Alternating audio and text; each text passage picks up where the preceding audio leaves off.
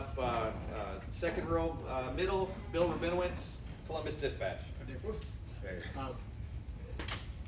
I don't expect you to kind of answer this the way that, completely honest, I guess, but do you feel like you're being overlooked a little bit? I mean, you're playing at an extremely high level, and yet there's some talk about you, but probably not the way that there could be. Do you care about that? I mean, what's your feeling about how you're playing and the kind of attention you're getting? Well, firstly, thank you for saying that I'm playing at a high level. It's very humbling for you to say. You know, at the end of the day, it doesn't really matter. I mean, all that matters is that I'm playing for my teammates and I'm playing for this university. I'm playing for Ohio State. So we always talked about stuff like I think we talked about that at the beginning of the season, that as long as we're all playing well and as long as we're all doing our business, everyone will get theirs at the end, and whatever that may be in terms of like recognition and stuff like that. But at the end of the day, as long as I'm helping my teammates win and I'm helping the team win and I'm helping the O-line as best as I can, that's all I can really think about and that's all I can really care about. So it's great to get recognition and accolades, but I kind of see that more as, okay, that means our team's doing well. Whenever any of our teammates getting accolades, or anyone like Travion or CJ, they're getting talked about and they're getting news and things about that, what that means to me is that the wide receivers are playing well, the tight ends are playing well, the O-line's playing well, we're blocking for them well. Whatever accolades other people get, it kind of signifies that, you know, we're doing something right. And your switch to left tackle, are you glad that happened now? Because first of all, it shows flexibility, versatility, but just, what do you think of that move, and how do you think you responded to it? I'm happy about the move because first and foremost, it helped the team. I think we became a better team when I switched from right tackle to left tackle. I think that opened up more possibilities with the offensive line, and it kind of changed our offense a little bit because now we had a different type of way that maybe we thought about our offensive line and how certain guys are better at certain things than others. So that's the first thing I would say about that. But then also with the switch to left tackle, I was happy that I got a chance for me to show my versatility and being able to play right and left. You know, that's something that a lot of people like to try to look for at the next level and things like that, to see if you're versatile and you can play both sides. Hopefully I'm proving that I can, and I'm going to keep improving every single week. I'm not perfect yet, but every single week I'm going to keep going out to practice, trying to improve and trying to get better. Second row right, Austin Ward, Letterman row.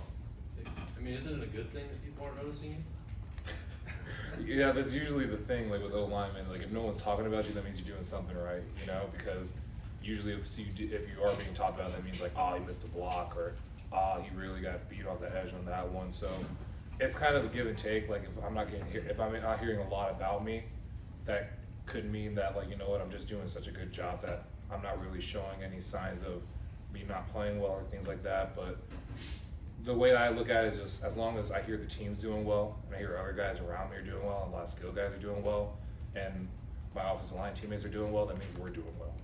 When you guys watched Saturday night, did you think that was one of the better performances for the whole unit, or where do you still see that this group can get better?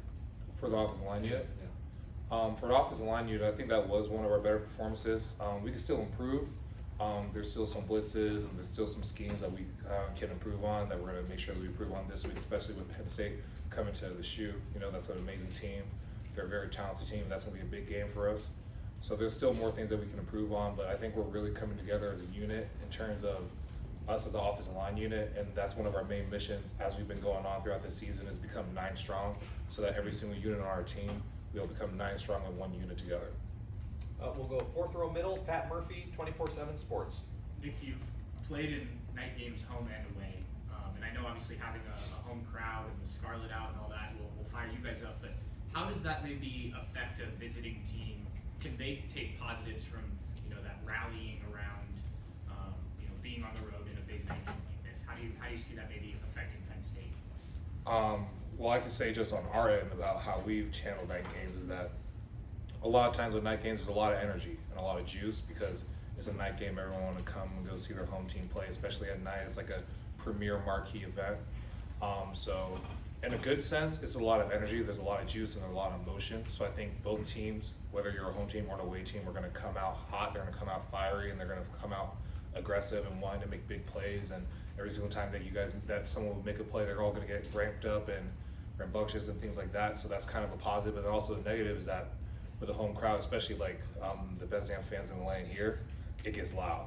like this stadium can get so loud, especially at a night game, and sometimes it's hard for offenses to hear. You know, we've had to deal with night game situations where it was loud for us at first in the first and second quarter, and luckily we've been able to play pretty well in our away games, that we were able to neutralize that home crowd, the home crowd's loudness around like the second half, so that we were able for us to listen more and listen to the cadence. But that's always, still are two things that usually happen with night games. Like you get the amped up part of it, but then you also get the loudness that you got to handle and deal with. Second row left, Steven Means, Cleveland.com. Nick, just more, Nicholas, more about the switch. I mean, was that switch from the right side to the left side as easy as maybe you made it look over these last couple of weeks, or was there a bit of a process that you had to go through? It was very hard. I'm not gonna lie, during camp when I first started, I mean, everyone has growing pains whenever they switch to new positions, but you know, you always try to overthink things, or you always wanna do better than you can even imagine. Like I came into the mindset of like, look, I gotta do this, I gotta switch this position, I gotta be almost seamless and flawless, and I can't have any like setbacks. But there were setbacks in camp. There were like an adjustment period that I had to take into account, I had to learn. And I think I talked about that before, that it was kind of like when I was going back into my freshman and sophomore year where there were still growing pains. I still had to learn, I still had to adjust. The only thing I could say is I think I adjusted quicker. I think I felt more comfortable as I went through fall camp, and then I went through the first and second game. I appreciate you thinking that it's been looking easy. Offensive line's not easy at all. It's always one of the hardest positions in football, but you know, just all the help that I got from Coach Stud and from my teammates and all the support I've had really has been good for me to make this transition and this switch. When you know you're protecting the blind side of a young quarterback who's never done anything, do you press a little bit to try to, you know, get that development going a little bit quicker than maybe not really trying to go through the process at all? I press to make sure that whoever's behind me, I protect them. That's the number one and most and foremost thing. Whether it was Justin last year, whether it was CJ this year, whoever's behind me at quarterback, that's the number one thing that I'm pressing about, is that I need to protect this guy with everything I can, every single play I can. What was harder, switching from right side to left side, or trying to put on weight your first couple of years? I'll say putting on weight, but I didn't think anything would be as hard as putting on weight, but me switching actually was pretty close. Over to the right, Bill Landis, The Athletic. Nick, when you guys played Penn State last year, I think a lot of us were kind of curious how the matchup between Jason Oweh and Shaka Tony would have gone with you and Thayer, and then it seemed like it went pretty well for you guys. I don't think those guys really did much of anything. How much of a confidence boost was that for maybe you in particular, going against two guys who were NFL defensive ends and playing pretty well in that game? You know, it's great tape. It's a real big confidence boost, especially when I think that was like the second game of the season last year, so that was a big game for me. Just having my first game playing offensive tackle and being a starter, coming up to the next one, I had two great defensive ends I had to go up against. Both of them are amazing players. They're doing well in the NFL right now, and it was just a great opportunity for me to get some good tape and some good film against some great guys. And it's the Big Ten. Almost every single week we're always going to go up against some type of defense or some type of defensive end or linebacker that's probably one of the best in the country, that's showing up and showing out every single week. What stands out about the guy they have now, Evan Keating, number 17? I think he's got five or six sacks this year. What have you seen from him on film? He's a real tall guy, real lanky, but he has a great pass rush. He's really good with bull and stuff like that. We've been watching film of him. He's one of their better rushers on the team. I think both their DNs are really good at pass rushing and stuff like that. So they're another great matchup, another great week for us to prove ourselves, for us to try to go out there and play up against great opponents. A guy like him, he's a transfer. Do you go back and watch like his Temple film, or you just watch everything he's done this year with Penn State? We watch both. You know, we usually try to watch the most recent games because that's usually the best indication of how they are and how they're playing at the moment. But we try to watch as much film as we can, and if we can go and find that type of film, we go and find it, and then we watch it, or whatever film that we need to watch that shows us any type of indication on what their tendencies are. If there's anything that we can pick up on, we'll try to do whatever we can. Go over here to the far right, Tony Gerben, Buckeye Scoop. Nicholas, this being your fourth year, are you viewing this as your last year? I'm not necessarily viewing it as my last year. What I'm viewing it as, this is another year playing for the Buckeyes. You know, another great year, another great chapter, and what I kind of want to call my story here, my progression and my time here. So whatever that chapter is, whether it's the last one or not, all I know is that I got another game coming up. You only get so many chances, especially so many chances to play home games in front of an amazing crowd like this in Buckeye Nation. So the only thing I'm worried about is just trying to play with my best for them. And then the standard at left tackle right now, are you trying to be better than you were as a right tackle, or are you trying to be better than Thayer Munford was last year? I mean, both. I mean, what I can tell you is that the standard that Thayer Munford left at left tackle is probably is going to be looked upon from Ohio State history as probably one of the best standards at left tackle, in my opinion. Not only did he play that position well in terms of just on the field, and you just see how he played, but also the leadership aspect of it that maybe not a lot of people see behind the scenes, or some of the things that he did as a leader in terms of bringing up younger guys. So if I had to pick one, I would pick Thayer's Munford and try to be better than that, but not only in just terms of being on the field better, but also just how he was as a leader and how he was able to bring along guys with him. Guys, we gotta be out of here by 2 o'clock. I only have time for 2 more. We'll go third row right, Tim May, Letterman row. Nicholas, it is what you go about, right? Yeah, either one. Yeah, I know. St. Nicholas, bring me something good. The chemistry you have right now with Thayer Munford in that line and stuff, did that develop as the year went on? I mean, obviously you guys playing next to each other, and how well are y'all playing together? If you follow me, you know, we watched you guys pick up a stunt a couple weeks ago, a twist, and like you're just rolling out of bed or something, you know, stuff. But when did that really start to click for you guys?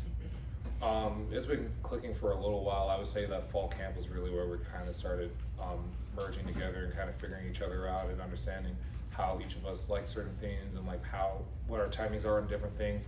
Like I can tell you that there is a difference when you play with someone new. Like there was a different timing with Wyatt than there was with Thayer. And there was different things that Thayer did that Wyatt didn't do, and there was different ways that we communicate, or we're like, hey, I'm better at doing this and I'm doing that, so you need to help me in this, or I can give you more so you can go off and do your own thing in other areas. So I think it was just around like fall camp was when it started clicking. But when you're playing with someone like Thayer Munford, probably one of the best offensive linemen in like the country, almost everything looks easy because he makes things look easy, you know. So I give him all props to him for how he's been playing.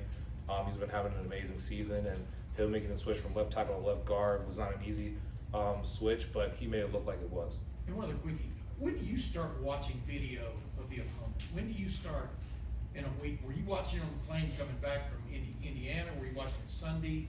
You know, how much time do you guys put in that part of the preparation? I mean, we put in so much time. I mean, we watch film almost every single day. We'll come in on Sundays.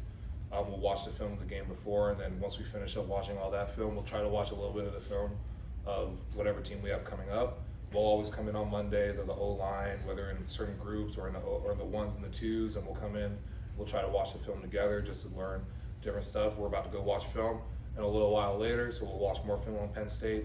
We'll do it on Wednesday, we'll do it on Thursday, we'll do it on Friday.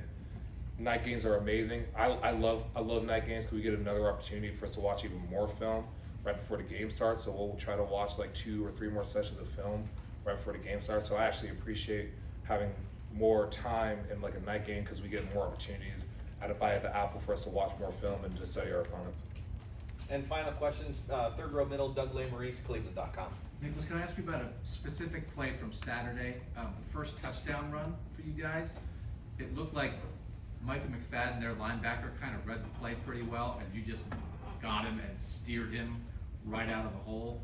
Can you just take me through like your responsibilities on that play and how well you think you made that block? What I can tell you is that me and Thayer had a combination with that block, and it was between us with that. I think it was like a 3 technique or a 4-eye up to McFadden, who was a linebacker. I saw him rolling across over the top because we went a little bit tempo, so he was kind of a little bit late to the play, but he's probably one of the best linebackers, not only in the Big Ten, but probably in the country in terms of reading plays, his aggressiveness, how hard he hits. So seeing him come across the top, I was able for me to get off the block, and I knew that he's one of the best players in the nation. Is either me or him, and someone's going to have to make a play. Luckily, I was able to get there in time, and I was able to make the play and kind of steer him out the way. So I think it was mine that was able to make the cut off my butt to get up and go untouched. So that's kind of how the play went. You know, he's just probably one of the hardest hitting linebackers, probably one of the best linebackers in the country. And we watched a lot of film on him. He was one of our main keys and one of our main targets in terms of the game, in terms of making sure that we have to get this guy blocked because he'll make plays all across the field. So it was just a good play, not only by Thayer, but by everyone on the offensive line. We all made our blocks well, and it was just a great opportunity for us to get a touchdown there. I was gonna follow up, that was like the best answer I've gotten in the year, so I'm good. All right. That was awesome, thank you. All right, Nicholas, thank you very much. Gotcha. Thanks, really